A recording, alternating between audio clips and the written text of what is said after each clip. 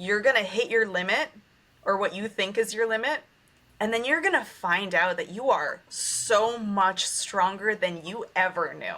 You're going Yes. to find out that you have more courage than Yeah. you have ever felt. Yes. And Yes. pushing over that you think you're at the peak of your limitations. You're like, this is as high as I can go. This is as far as I can push.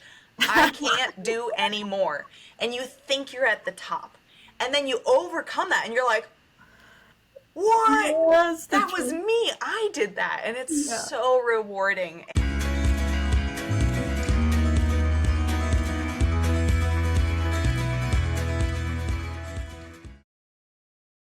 Welcome back to the Sensible Mama podcast. I am Paulina Westcott, your host.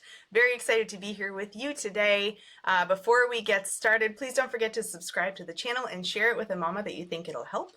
My guest today is Priscilla. She is a birth doula from the Pasadena area in California. Super excited to get to know you, to learn your story, and for everybody to hear what you have to say today. Thanks for being here. Yes, it's my pleasure. All right, so we were sharing in our weirdness that we both decided to have home births right from the get-go. There's like this weird idea out there. I consider it weird. I guess we're the minority in this. But there's this idea that you have to like prove that you can give birth at a hospital first, then you can consider having a home birth. Here we are, the oddballs. We had all of our babies at home, and I love hearing birth stories. So if you are willing to share, I would love to hear what your home births were like and what that experience was like for you. Yeah, so I will say you are so right. I never thought about that, but there is definitely some thing out there that you should have your first birth at the hospital. So I definitely encountered that opinion, and that did put doubt. But with the help of my sister, who's actually a midwife herself, and a really good friend who's a midwife that she trained under, I just decided, you know what, I'm gonna do this, and that was obviously life changing. And really, all I did was watch some videos on YouTube and just thought I was ready. And I would just do the breathing and just like watch the videos, and I'm thinking, okay, that's not going to be so bad. Like it's going to be fine. I can handle the pain.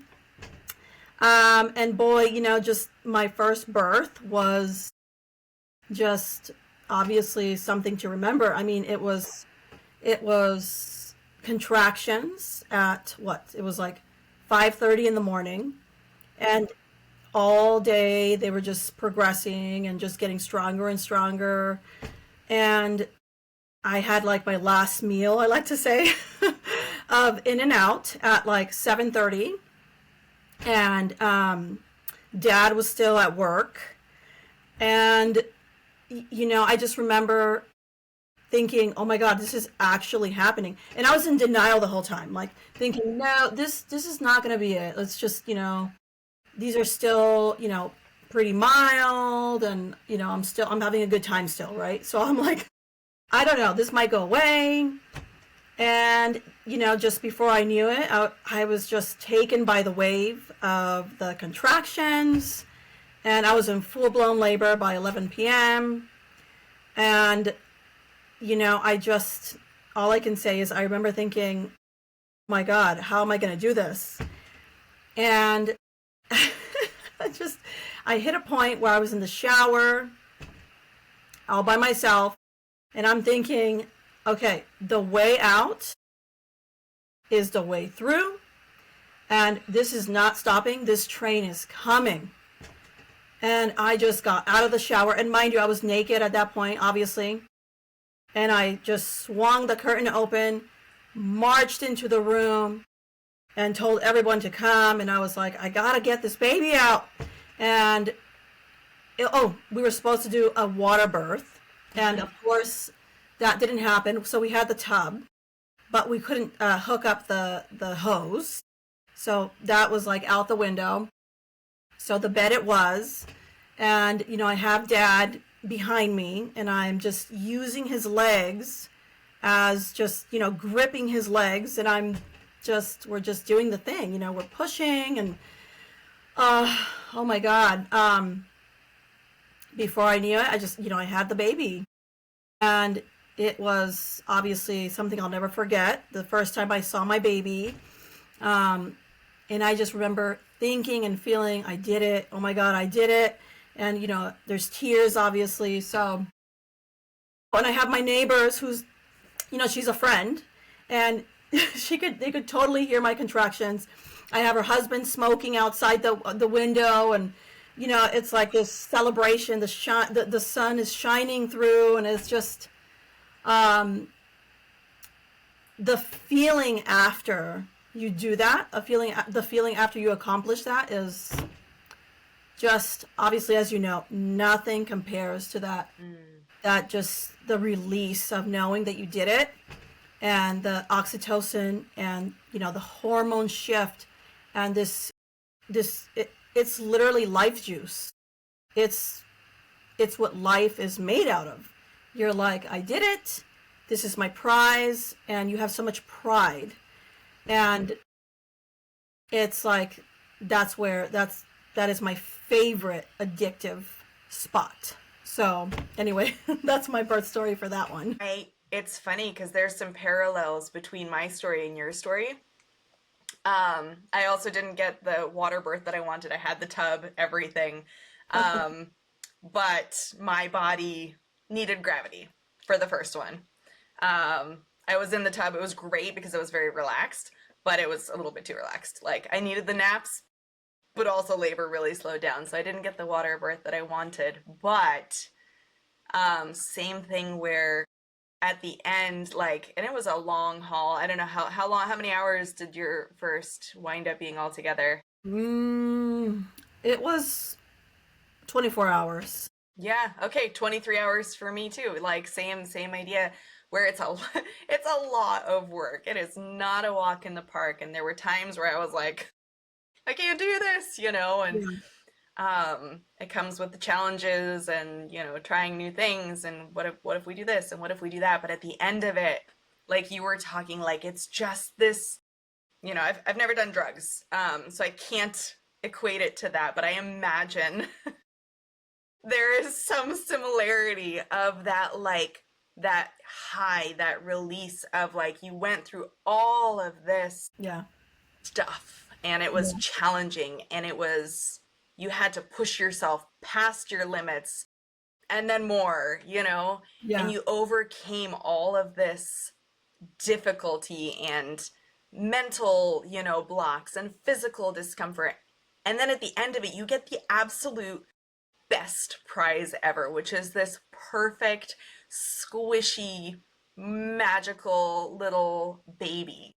Yeah. And the love in that moment, I mean, okay, so oxytocin, you mentioned oxytocin, right? That is the love hormone.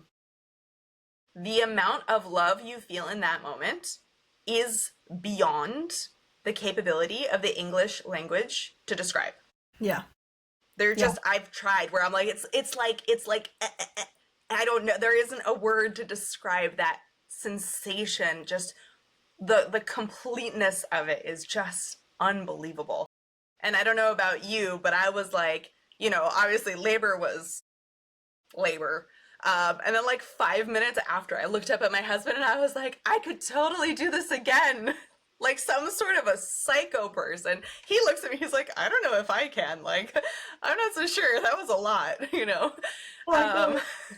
But there is something to be said. Like, I imagine, I mean, obviously you went on to have 2 more home births after this experience. When I found out I was pregnant again, I was like, of course we're going to have the next baby at home, and the one after that, and the one after that, because that was incredible. Yeah. Yeah. Same. I mean, I was like, actually the opposite. I was like, oh my God, I cannot do this again. I'm never doing this again. That, and I was just like in shock, I think. Mm-hmm. But after you forget. So when I was pregnant again, I never was like, I'm going to the hospital, to get the epidural, because that was too much. Mm-hmm. In fact, I was like, okay, well, that should be easier next time. Exactly. And now that I I don't make, know if that's the hormones or if that's just like women being crazy people or what, but I hear that all the time. Like the births I've attended, almost one for one, there's some variety of next time I'm adopting, I'm never getting pregnant again. I wanted 11 kids, now we're one and done. You know, like moms say this. I said things like that in the middle of labor, and then it's over. And then you get past postpartum, and then your baby's not a newborn anymore, and then you see another newborn, you're like, oh, wait, I've forgotten everything that I said. yes, and you forget, right? Because it's the birth, when it's happening, it's so real. It's happening to you, and you're in it. But once it's done, you can't really tap into that pain. It's not something that lingers because I don't think the human race would continue if you could just really remember and feel, the labor, the contractions, pushing the baby out. I don't think it's something you would say, yes, I want to go experience that again. Right. But, after the birth, it's so addicting. It's literally almost makes me want to have another one Totally. just to experience having the baby and that little chapter of life, like the first 6 weeks. Oh my God, it's such a bubble. It's like everything is perfect. And you just like your love expands and you're just like, I could do this for the rest of my life. Like I could just live in this like this atmosphere of this like newness. So, on that note, because I remember in the moment postpartum, there were some hard times. Like, I remember the day my milk came in, the first baby, I was a disaster. Yeah. Like, I was such a disaster. But even so, like, I would I would implore the new mamas out there. It's so cliche, and I'm I hate that I even say this, but you have to try to enjoy this Mm-hmm. moment Oh yeah. because you don't get it that often. It's not just another Wednesday. You know what I mean? Yeah. It is like you said, it is a bubble. It is its own unit of time of your life, and it is finite, and it ends, and then that's it, unless you have another baby, of course. But even so, like each experience is so unique, and each baby is different. Every pregnancy is different. Every birth is different. Like take the experience and try to find the good in it. I know it's hard. It's challenging. You're adjusting to a new schedule, your body's doing crazy things, recovery is what it is, depending on how physically difficult or not your birth was, if you had a C-section, whatever. Like, I understand. I'm not like poo-pooing the fact that there are challenges to overcome and that some of it is not easy and some of it just downright sucks, okay? Yeah. Um, but that being said, really try, and again, it's so cliche and it's so old and kind of tired sounding, but find the good in it and try to enjoy it because it is, when you're past it, you're going to look back on it and you're going to remember the little tiny little squishy baby that is just, the fingernails that are impossibly perfect and so tiny, and the fur, the lanugo, like the little baby fur that, wears off. Like those little things, take the time, enjoy them. Like if you just spend an hour snuggling your newborn, you're not wasting time. Like soak it in, enjoy it. For all of us who are not there also. Yes, yes. I would really have to agree. And if I had advice for first time moms, it would be to really understand that first time is the most special time. I mean, obviously every birth is wonderful, but the first time you become a mom, oh my God, just make sure there is nothing in the way of your enjoyment and your recovery. That is your number one job and nothing else. And just like lean into all of it. The sadness, the huge love that is so overwhelming. You're like, what am I supposed to do? Like with this baby, I love this baby so much. And like, where does it all go? Yeah. So you just like stay in your bubble, recover, and, take a million pictures, eat the food, do absolutely nothing. Accept help. Yeah. Accept help. Accept Ask help. for help. Like, that Yes. is something that I'm not naturally very good at asking for help. That's just something that's never been easy for me. Um, but in postpartum, be a princess. You deserve it. You just built a whole baby inside you, and then you did all the work to get this baby out, and now you're keeping this baby alive. Like, you are literally creating life and our civilization. Yeah. Like, Yeah. that's not that is far from nothing. You are doing something so massively important, and other people want to contribute to that. Like, people in the store stop me. I used to. I know we'll take up all this time. We had all this whole list of things we wanted to cover, and we're not even through your first birth story. Anyway, but I remember I was like, my belly was like a mile out because I grow very large babies.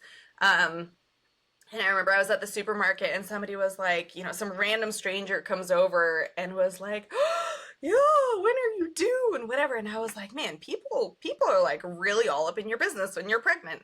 And then I had this realization where I was like, sometimes it can come across rude and some people don't know how to present themselves, granted. However, the general drive to flow admiration and help and love and compliments, even awkward ones, to pregnant women is actually built into the human condition. I think this is completely my theory. I could be completely off, but we want to continue our race, right? Like, we want to continue the species. We want to procreate and bring life. And so when people in your community see a pregnant woman, that's a sign of their future too. It's not just, oh, there's a pregnant woman. It's my community is going to continue into the future because of this individual. And so there's this like, let people hold the door open for you. Let people carry your groceries to your car. Yeah. They want to help. It's actually part of their sphere, their realm of existence to help you continue their community. Anyway, Yeah. that's a Yeah. total rant, but Yeah. that was something that I realized, and it made me feel better about the people that are like really awkwardly being like, whatever. If I'm like carrying a baby and I have a belly, like, wow, you've got your hands full, and I'm like, who are you? What? Like, what are you doing? But then I realized, no, they're just really, they don't know how to communicate it, but they're just awkwardly trying to flow support in some way to the continuation of this community. Yeah. I would have to agree. And, I would say also, I have the same thing where just I cannot accept help easily, but it's a learning curve, because there was something someone said on social media where they said, you have to let people love you because love is it's action. And if you don't let people help, they can't love you because it's a doingness, right? So you have to, for new moms, I would say, let that happen. Like, really let that happen. When you're pregnant and postpartum, let people love you and don't feel like you're being a problem. Don't feel like it's too much. And also don't feel like it's just 3 days that you need help. Don't say, oh, it's been a week, I should be up, doing laundry. And if I could, share my wisdom and my mistakes, it would be, when my baby was born, he had like acne, baby acne, and I was a little worried about that. I was a new mom, everything freaked me out. And so awareness and education is so important. And he actually ended up throwing up a little bit of, I don't know what it was, like just clear fluid. I forgot what they told me it was, but it was nothing. But I was so worried, I made an appointment for the doctor for the next day. So 24 hours after pushing a baby out, I got out of bed and, packed a bag, and it was just a vulnerable moment.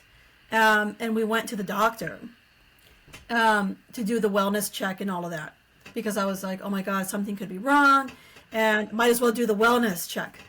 Nothing was wrong. and I should have just stayed home. Hmm.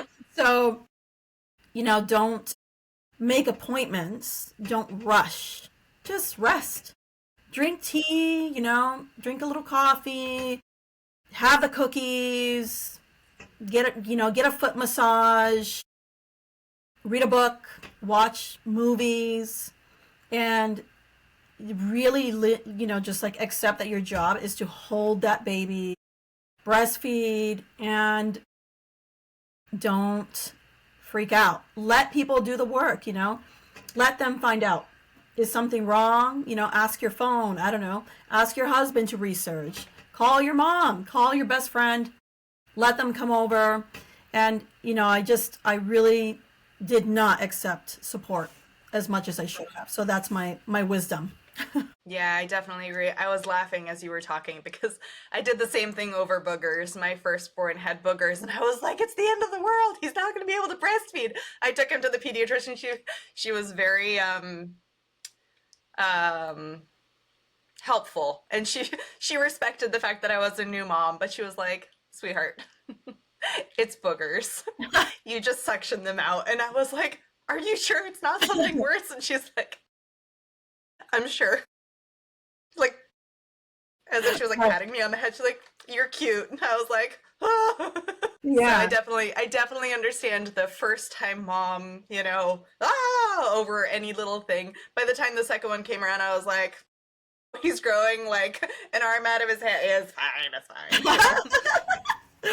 Yeah. Yeah. With my second one, I waited like a week before I Yeah, went to the wellness check. yeah, So, and I think I was a little worried. I didn't know if that was going to be a problem or something, but I was like, everything is fine. And, I'm not going on, I'm not doing the same mistake. So you definitely learn every time you go through pregnancy and birth and postpartum, And actually, it took yeah, me, by the third time is finally when I was like, okay, I'm really going to enjoy this.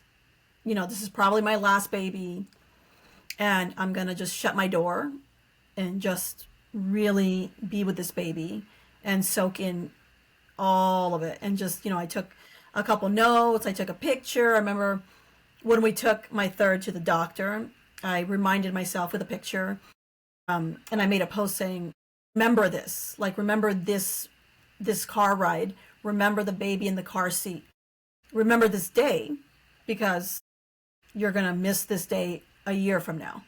And so, you just kind of learn as you go. And it's a learning curve, um, because you can't experience what you haven't experienced yet. So I think that's why it's wonderful to be able to pass on wisdom. And I wish I would have really learned more from, pregnant moms and people who have given birth and pick their brain, like how they cleared their life, their runway to really be ready to receive this brand new gift, especially for the first time. And what do people do? Because it's supposed to be 40 days, right? That you rest and recover. And how do you clear your path in your life to be able to receive that kind of lifestyle, that kind of healing without guilt, without feeling like you're behind, without feeling like it's too much? And there's a lot of pressure, and it's really, people stop checking in a week. I think like it's a week later, it's kind of like people move on to the next pregnant person. So you really have to just yourself build that and really believe that it's worth it to, stay put for the first few weeks and just cozy up and really take your healing seriously. yeah. I definitely agree with that. Yeah, yeah. I mean, you said it. Um, I'm curious what your second birth was like. How did it differ from your first? Oh, actually, my second birth, I induced with a castor oil, because I was going to be 40 weeks, and the OB was like, this is high risk. You're gonna have to come to the hospital. We can't let you go past 40 weeks. And I think that was because I was pre-diabetic or slight, Mm, my sugars were high or something. And so she was putting pressure. And, my midwife and my sister were like, okay, well, this is your option. So I did go that route. And that was obviously super different. So my midwife knew exactly what she was doing. And, we scheduled it, and she was like, okay, I'm coming over and I'm bringing all my stuff. And I was like, how do you even know it's going to happen? She was like, oh, I'm just going to bring all my stuff.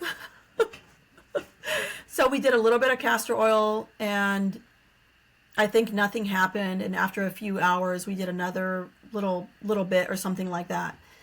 And, before I knew it, I was, of course, going to the bathroom, to use the bathroom and relieving my body.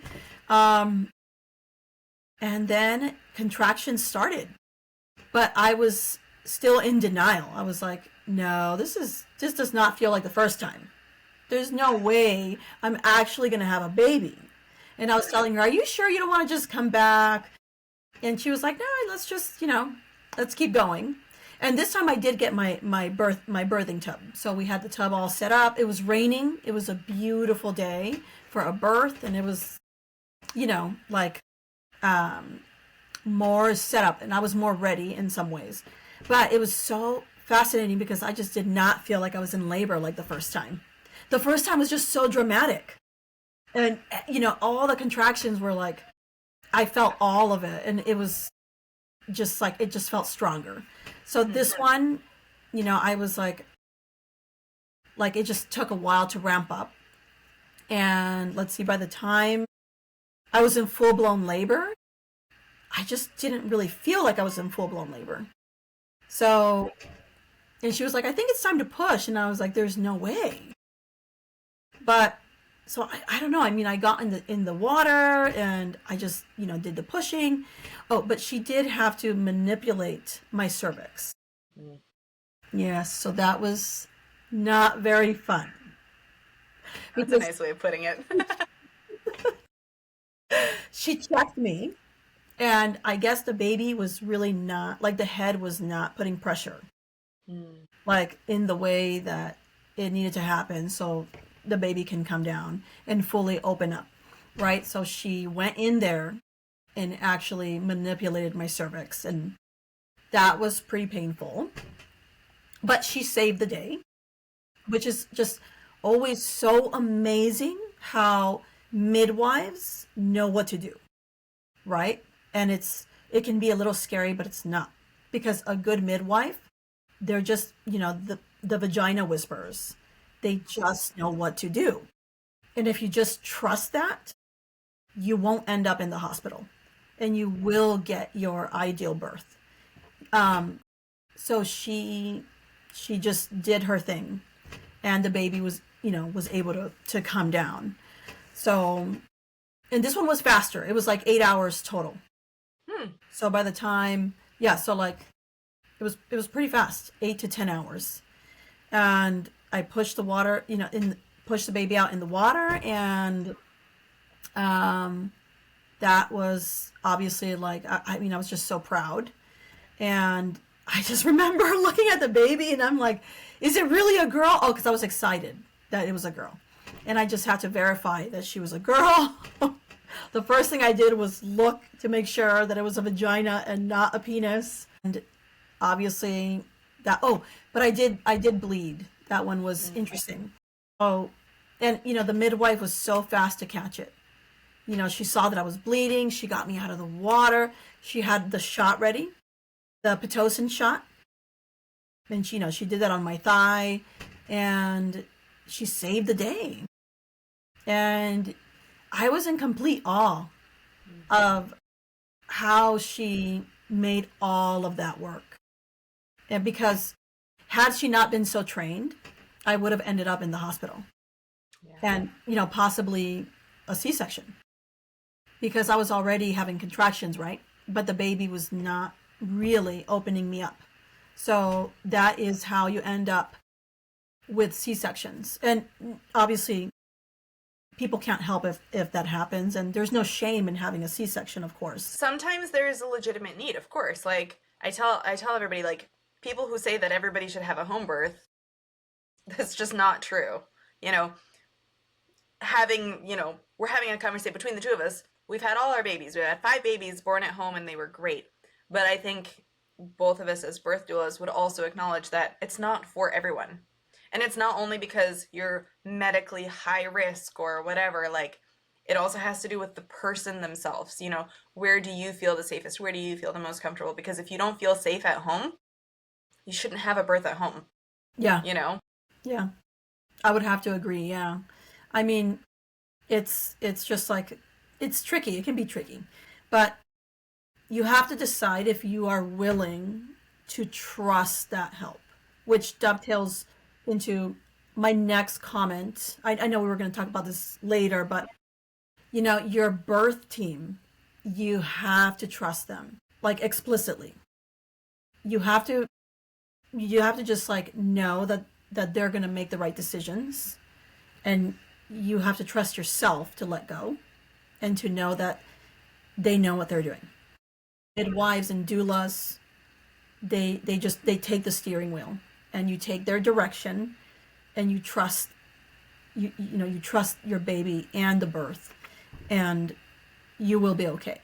But Yeah. if you have any hesitation, you should just not do it, You because should find a new provider, I would say. Like, the responsibility ultimately is on the mama, because when you're finding your midwife, when you're finding your doula, even if you're having a hospital birth, when you're researching which hospital to go to and whatever, like, you've got to grab the whole thing by the horns and say, okay, I am driving this and I am picking the provider.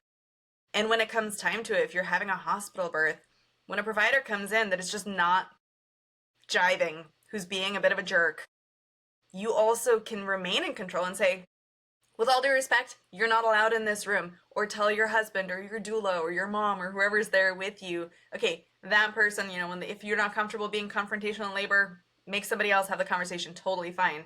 I've definitely done that for clients before where they're like, that doctor made me feel so uncomfortable and so unsafe. And I say, cool, I'm going to go have a conversation. And you don't have to be mean about it, but you can be firm and say, that was not good. And that my client is very uncomfortable with the way XYZ went. We would like to have somebody else come in next time. Thank you very much. yeah, Like, you can protect, not you can, you must protect your space. And it starts with assembling your amazing, magical superhero birth team, and then once you've found the people that you trust, I definitely agree, like, let them do their jobs. That's not to say that at any point they make decisions for you, because at the end of the day, you are still in control. You are still making the decisions, and a good midwife and a good doula will consult you, and they will give you the information so that you can make an informed decision. But also, you have to be open to their suggestions and be open to the ideas. And maybe something, for me, I was like, I'm gonna have my baby in the water. My midwife was like, I think we need to try a little gravity. And she was dead on. She was absolutely right. Like, and it wasn't what I wanted, but I had to be open to changing my mind with the information. She never forced me to do anything. So there was never anything that was like, now I'm gonna do this to you. You know what I mean? This is my thought. This is how I got there. I'm going to present you with all of the facts, all the information, my experience. You make the decision. And I did, and it worked out wonderfully. yeah. That's really good. Yeah, I mean, I would say, the birth team. I mean, when you're in labor, you're in labor. You can't see you, and you can't think like you all the way, because your job is to just understand that the next contraction is coming, and you just can't you can't do it all yourself. Oh, actually, you could. I mean, there's people who've given birth all. Some people do. You know? I wouldn't be comfortable with that, but some people just are all alone and they give birth, and I'm like, whoa. Like, Oh my God, I've seen some videos of yeah. that, and I'm like, I could never do that. I could never birth my own baby on my own, and then just like do like cut the cord and Mm. handle all of that by myself. But there are people. Like in a situation where it like just happened that way, I would be of cool and calm and collected enough, mind to be able to do that. I don't know. I'd like to think that I'm, that that cool, but I would not feel comfortable planning to do that on purpose. Some people are, and honestly, more power to you. Like I don't think it's dangerous if you're prepared. Do you know what I mean? Like, and if you have the confidence in yourself and you know what you're doing and that's where you're comfortable, I don't think that I would try to talk you out of it. Personally, myself, I like having the safety net of having somebody there who is trained in medical. I've so far I haven't needed much medical information. Like I don't need, but I do appreciate the ideas and the instruction and the guidance and sometimes even just the pep talk of like, you got Yeah. this. Yeah. No, you need that, and that's what a doula is, right? The pep talker, the eyes above you, the encourager, and for me, even like the massager, like I love to do pressure points, massage, and just the person that's like, you need to see this through if you want to achieve what you sought out to achieve. If you want to hold your baby and you don't want to go to the hospital, hear me, let me tell you that you kind of have to dig deep and keep going here. I actually, two births where I have really spoken to the mom in that way. Like, if you don't want to end up in the hospital, it's time to dig deep. Because when it's getting really good, as you know, you're getting close to the end. And that breaking point is your sign you're almost done. So, and every time I go, you have two choices. We can go to the hospital or we can dig deep and we can just push through. And you're going to hold your baby very soon. And it's like something primal in them goes, okay, like, yes, I can push through. Mm-hmm. No, I don't want to get up right now and go to the freaking hospital. Because that sounds awful. Like, like relocating when you're in the middle of labor, that sounds awful. So You're describing me in transition. My midwife's assistant literally did this where she got all up in my face, and people are sick of hearing this because I talk about this all the time, but she was like, literally what you just said, like, you need to dig deep, you need to push your way through this. And it was firm, but it's not like it's like rude. It's just speaking truth with yeah, love, yeah, but it's the truth. You know what I yeah, mean? Like you said at the beginning, the way out is the way through. And you're going to hit your limit or what you think is your limit. And then you're going to find out that you are so much stronger than you ever knew. You're yes, going to find out that you have more courage than yeah, you have ever felt. yes, And yes, pushing over that you think you're at the peak of your limitations. You're like, this is as high as I can go. This is as far as I can push. I can't do any more. And you think you're at the top. And then you overcome that and you're like, what? yes, the That was truth. me. I did that. And it's Yeah, so rewarding. And as a doula, I have that confidence in the mama even when she doesn't. And I think that that's a really powerful thing. So back to the point of assembling your birth team, I am biased. I am a doula, full disclosure. So I'm going to tell you to hire a doula. But having that person that believes in you, even and especially when you don't, yeah, is so wonderfully helpful to get you past that point where you think you can't do anymore. But I know you can, and I'm yeah, going to help you find that within you. I'm not going yeah, to do anything. I can't do it for you, but I'm going to help you find that power within you. yeah, yeah. And you just need to find, and this is just what I love about birth, is it's the midwives and the doula. As a doula myself, you have to just have this air about you where you know what births are like, and you've experienced them, you've seen them, nothing, and you have this calmness about you.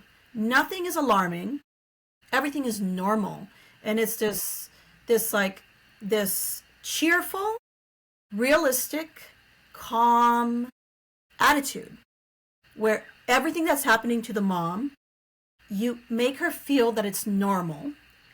Nothing is happening that's dangerous. And you have full confidence that her body, her, and everyone around her is going to move through this and it's going to end.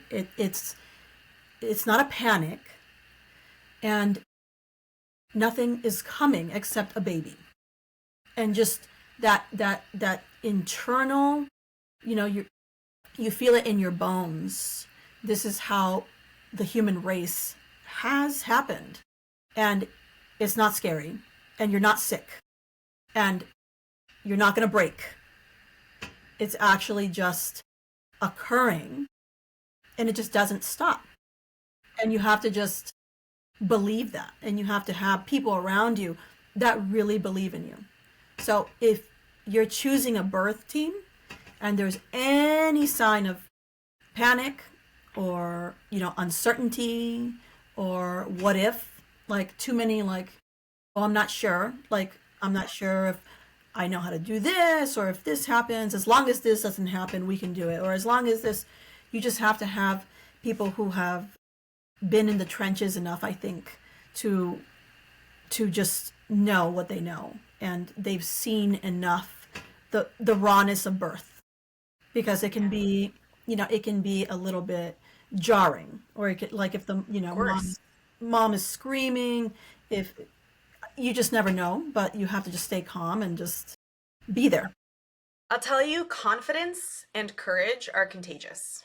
Mm-hmm. And I think that starts way before Labor Day arrives. Like, if you plan to have other people at your birth, like if you have your husband there, great. If you plan to have, I don't know, your mom or your sister or your friend or your neighbor or whatever, totally fine, so long as they are in it to help you and not just to be a spectator or a source of stress, anxiety, or fear. Oh my God. Then they're just straight out. But those people that you plan to have attend your birth, be it at the hospital, at home, in a birth center, doesn't matter. If they have a lack of confidence, that doesn't mean that they're bad. Like, I had a lack of confidence going into it too, but you tackle that lack of confidence with confidence. In other words, you educate and you find sources that are credible, and you take people that are going to be at your birth to your appointments so they can meet your midwife, hear her confidence, take them to your appointments with your doula. I always try to get people to see me with the people that they intend to have at their birth, because I want them to have a relationship with me. I want them to know that I am confident. And I want to hear if they have any particular fears or anxiety or stress or questions or whatever, because that's important to me, because birth is crazy. Birth is wild. And if you've never seen it before, if this is the first time, especially like as a first time dad, what is happening to this woman that you thought you knew? She's making noises you've never heard her make. Like, she's like writhing. Like, this is like crazy. There's a lot going on. And it's really hard sometimes to watch somebody that you love the most go through the hardest thing that they've ever gone through in some cases. That's not easy. And particularly when you know that this is just something that they have to go through, and you can't take the discomfort away. You can't take the pain away. You just have to be there for them. And so it really helps to have somebody there who is confident and calm and is like, no, this is fine. This is normal. She is good. She's doing all the right things. Here's how you can help her more. Like, that confidence is contagious. And when you see somebody else, I've had dads look up at me like, and I'm like, it's all good. Like, this is fine. She's saying she never wants to do this again, but we talked about having like 7 kids. And I'm like, give her a little bit of time. She'll come around. It's okay. Oh, that is so funny. Yeah, I know the dads, it's they go through a lot, like you said, because they're the protectors, right? And, obviously if there's a source of trouble or stress or pain, they're going to want to protect their wife and the mother of their soon-to-be child. And the doula is what you said. It's like cheerful, confident. Oh, everything is fine. Oh, go get some water. Oh, do you mind getting a cold rag? We can wipe her, her face. If you want, you can take her to the restroom, Dad. She wants to go in the shower. Why don't you help her? And they just have a different job. You know, the husband or the mom or the best friend, that's a different job than the midwife and the doula. So it's definitely a triangle: mom, midwife, doula. That is your special magic spot that you want to be in. That's the minimum you should go in with, and then everything else is just support. And your husband could be there to hug you in a different way, or tell you he loves you, and to witness your glory, and to witness the magnitude of your power. And that's going to be like educational for him as well. But your doula and your midwife, that's your secret weapon. Yeah, Really they're the need- rock, right? Like rock. that's you need stability. When things in life in general, when things are shaky, you need a stable point, a focal point to be like, okay, I can look to this person or this datum or this group or whatever. You need something that is stable, unmoving, unshaking, that you can say, okay, everything else can be chaos, but I have something to hold on to that is stable and is not going to falter. And so your doula and your midwife are that. Yes, yes. And I will say the last birth I did, it's actually so funny because the mom ended up wanting to give birth in her room with just me and the midwife, not the dad. So the dad and his sister were actually in another room, and she chose to, shut the door and just have us be there. And that's just what she was comfortable with. She didn't feel, I guess, like she needed the extra eyes, or that she was getting a lot from the other people there, meaning like that was helpful towards achieving that goal. So that's what we did. We shut the door. They were just hanging out, and they were brought in once the baby was born, and they were sent out to do some errands. But you know what? Like, just some husbands may not have the stomach for it. They may get too uncomfortable. That's okay. It's a conversation you can have before, and there's nothing that says that he's a bad husband if he can't experience birth. There's nothing that says that you guys can't come to an agreement, and there's no wrong way to do birth. It's really the right way is what you want. Yeah. And that's it. If you want a whole team, if you want 10 people at your birth because you want people to take pictures or learn, if you're like, I don't care if who watches, great. And if you want to do, and there's also like hands-on, right? Like if you want to be mostly hands-off and you want to do everything yourself and just have people watch, you can do that too. You can, I went to one birth, and the mom basically did everything on her own. I mean, she went through the contractions on her own. I was there for pictures for that one. And she didn't really want a lot of hands-on. She didn't want a lot of intervention. She got in the tub, and this woman was a soldier. And she literally got herself through contractions. She pushed on her own. She caught her own baby. And this was in like 2 hours. And I was like in complete awe. That's incredible. But I have never seen a mom birth like that. And I was pregnant myself with my third baby. So I was like, oh my God. Like I just, trying to take some mental notes on how I thought I was going to be for my third one. But, it's just, it depends on your personality and what you want. And you just never know what the birth is going to be like, especially as a first-time mom. So anyway, like I said, there's just no right or wrong way. Yeah, go with the flow, trust your gut, do the things that feel right, trust your intuition. If you think everything is going fine, probably everything's going fine. If you're like, ooh, something is off and I need some help, get some help. Like, listen to what your body is telling you, really be in tune with it. And then like, who knows how it's going to unfold? Who knows where, in what position, how fast, how slow, Yeah. And just like, for any moms who are wondering, what the little details are about home birth and what a midwife and a doula can do, that would catch little things before you have to get transferred, which could ultimately lead to just not your ideal, right? Like your ideal birth. It's, obviously, like, as long as you get care and nothing is truly wrong, all that matters is that you have a healthy baby, sure. But I was at a birth, and the mom was pushing in the water, and she had been pushing for quite some time, and it didn't seem like there was a lot of movement happening. And the midwife came and checked her in the tub, and all she said was, "Oh, your cervix is swollen. Put your leg up in this way." She put her leg up, made her put on the tub, on the rim, the side of the tub. And all she said was, "Wait there for a few minutes, let some contractions go by with your leg like that." And I kid you not, after that, she dilated more. And that was the little snag that she undid, and the birth was able to move forward.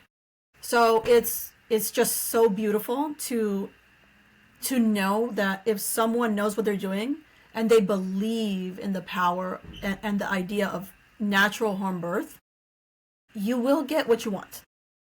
But you have to just trust that, like I said. And I can't say that enough, because this mom in this example, she could have easily freaked out and said, "No, this is too hard," or I don't feel good about this, and I've been pushing for a long time, and I don't, like, just, she could have just panicked, and she probably would have been fine at the hospital, of course. But my point is, I was once again in awe of the midwife, who was able to know to check and assess what the next step was to do that was going to move the birth forward. And I just couldn't believe how accurate she was with her decision. So, it really is that simple. And you can do it, new moms. That's my message, is you can do it. If we could do it, you could do it too. Definitely. So speaking of which, we have a few more minutes. Let's finish off with your third and final home birth. What was that like? Oh my God, my favorite. My favorite, because I thought I knew everything. I thought that everything was going to go, like, predictable.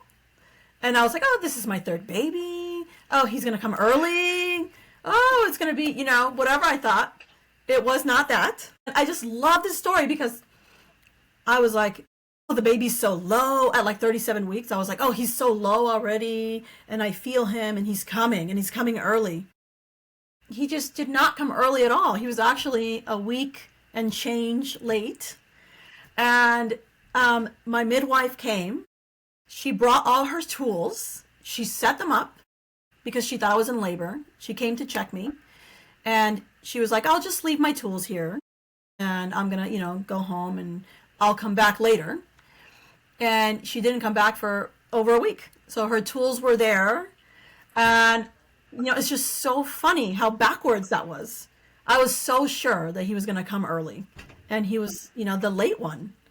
And this one, though, I will say, my contractions and the labor itself were a lot faster, a lot smoother, a lot more predictable. And I was in a better headspace. Like, I was more ready, more trusting, and more able to let go when it was time to let go. And the resistance I had with the first two was not there for the third one. And that made all the difference. And it's so funny because I was about to do castor oil again, because I was like, "This is not moving. It's not happening." And right as my sister was coming with the little tiny, thing, I was like, "Why don't you just check me first?" She checked me, and she was like, "You're 9 centimeters dilated. It's time to push," or she was like, "It's actually time to push." And I was like, "What?"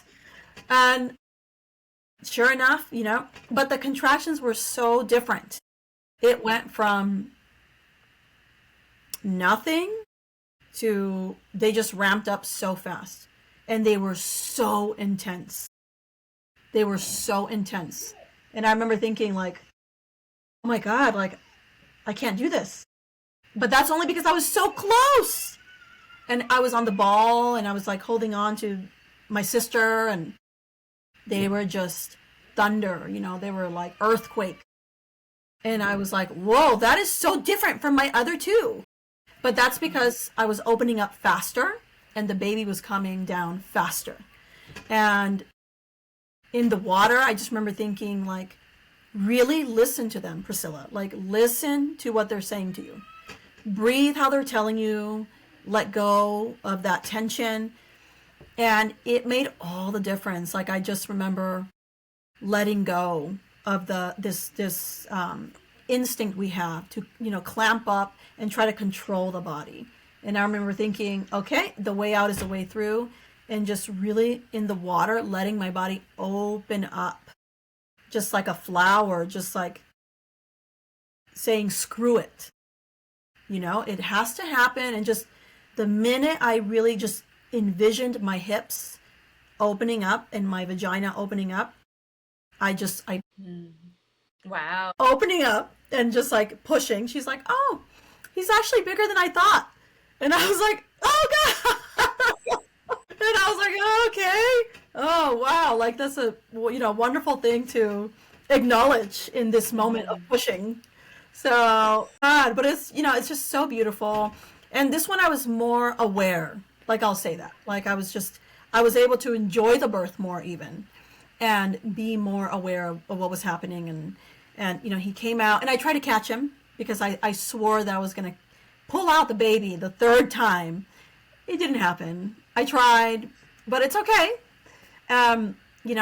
He came out and I was just, I soaked in that feeling of like the accomplishment.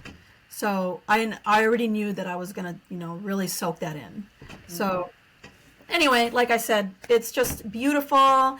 And if I had any advice is know that you can do it.